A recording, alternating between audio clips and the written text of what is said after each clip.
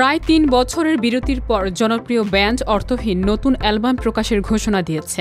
ব্যান্ডটি ১৭ October তাদের নতুন album ফিনিক্সের diary 2 প্রকাশ করবে। এর আগে ২ অক্টোবর নতুন একটি গান উন্মুক্ত হয়েছে, শিরোনাম উন্মাদ, যা ইতিমধ্যেই ভক্তদের মধ্যে আলোড়ন সৃষ্টি করেছে।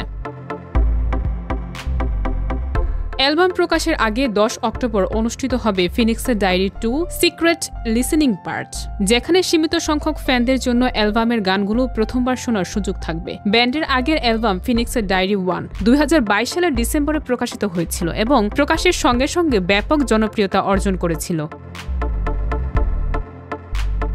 অর্থহীন সম্প্রতি যুক্তরাষ্ট্র সফরেরও ঘোষণা দিয়েছে। অক্টোবরের শেষ সপ্তাহ থেকে ডিসেম্বরের মাঝামাঝি পর্যন্ত তারা যুক্তরাষ্ট্রের বিভিন্ন শহরে কনসার্টে অংশ নেবে। সফরের তালিকায় রয়েছে New York, Pennsylvania, Los Angeles, Chicago, Florida, Georgia ও ভার্জিনিয়া। ব্যান্ডের ব্যবস্থাপক এহসানুল হক জানিয়েছেন, সুমন ভাইয়ের অসুস্থতার কারণে আমরা অনেক বছর দেশের বাইরে যেতে পারিনি। এবার তার সম্মতি মিলেছে, তাই আন্তর্জাতিক সফর বাস্তবায়ন সম্ভব হয়েছে। এটি ব্যান্ডের জন্য নতুন উদ্যমের সূচনা।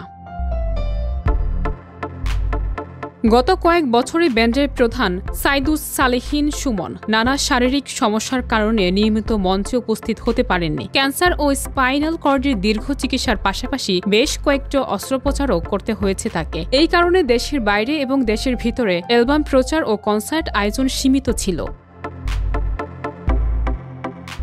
অর্থহীনের লাইনআপে রয়েছে বেজ বাবা হিসেবে পরিচিত সুমন, ড্রামসের মার্ক জন এবং গিটারিস্ট এহতেশাম আলী। নতুন অ্যালবাম সিক্রেট লিসেনিং পার্ট এবং যুক্তরাষ্ট্র সফরের মাধ্যমে ব্যান্ডটি আবারও আন্তর্জাতিক ফ্যানদের কাছে তাদের সঙ্গীত প্রতিভা উপস্থাপন করতে চলেছে।